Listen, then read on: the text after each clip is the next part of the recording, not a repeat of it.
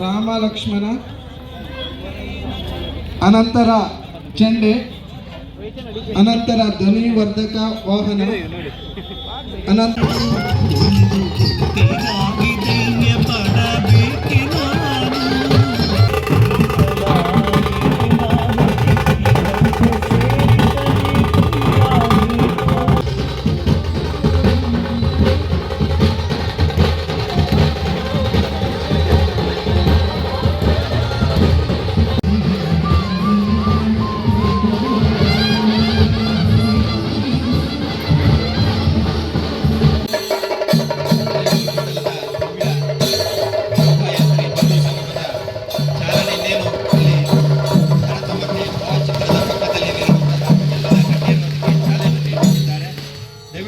माता की बोलो, भारत माता की बोलो, भारत माता की।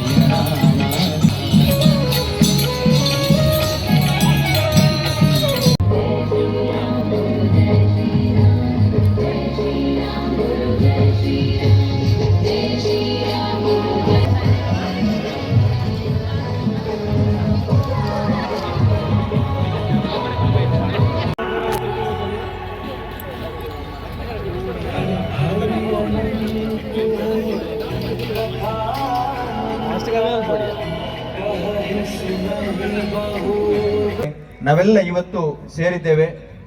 ಭವ್ಯವಾದಂತಹ ಶೋಭಾಯಾತ್ರೆ ಅಲೆಊರಿನ ಇತಿಹಾಸದಲ್ಲಿ ಹಬ್ಬ ಹರಿದಿನಗಳಾದ್ರೂ ಇಷ್ಟು ದೊಡ್ಡ ಮಟ್ಟದಲ್ಲಿ ಜನರ ಸ್ಪಂದನೆ ಸಿಗಲಿಲ್ಲ. ಆದ್ರೆ ಈ ಕಾರ್ಯಕ್ರಮ ಇವತ್ತು ಬಹಳ ತಾಯಿ ಭಾರತಿಗೆ ಗೌರವವನ್ನು ಸಲ್ಲಿಸುವಂತ ಮಾತರಂ ವಂದೇ ಮಾತರಂ ಸುಜಲಾಂ ಸುಫಲಾಂ ವಂದೇ ಮಾತರಂ ವಂದೇ ಮಾತರಂ.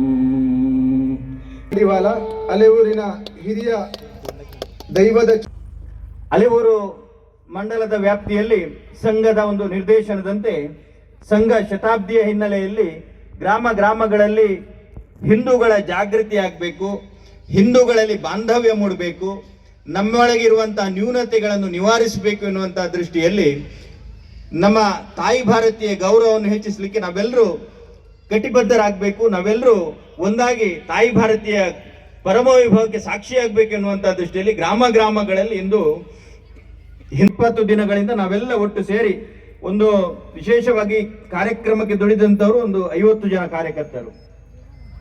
ಆಲೋಚನೆ ಮಾಡಬೇಕು, ನಾವೆಲ್ಲ 50 ಜನ ಕಾರ್ಯಕರ್ತರು ಸೇರಿದ್ರೆ ಸುಮಾರು 1-1.5 ಸಾವಿರದಷ್ಟು ಜನರನ್ನು ನಮಗೆ ಸೇರಿಸಲಿಕ್ಕೆ ಶಕ್ತಿ ಇದೆ. ಇಲ್ಲಿ ಆಗಮಿಸಿದಂತೆ ವಂದನೆಗಳು.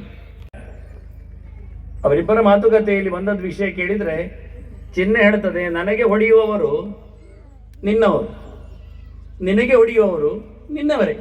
ಕಬ್ಬಿಣದ ಸುತ್ತೆಯಿಂದಲೇ ಚಿನ್ನವನ್ನು ಬಡಿತಾರೆ, ಕಬ್ಬಿಣದ ಸುತ್ತೆಯಿಂದಲೇ ಕಬ್ಬಿಣವನ್ನು ಬಡಿತಾರೆ. ಚಿನ್ನ ಅಂತ ಹೇಳಿಕೊಂಡು ಚಿನ್ನದ ಸುತ್ತಿಗೆಯಲ್ಲಿ ಹೊಡೆಯುವುದಿಲ್ಲ.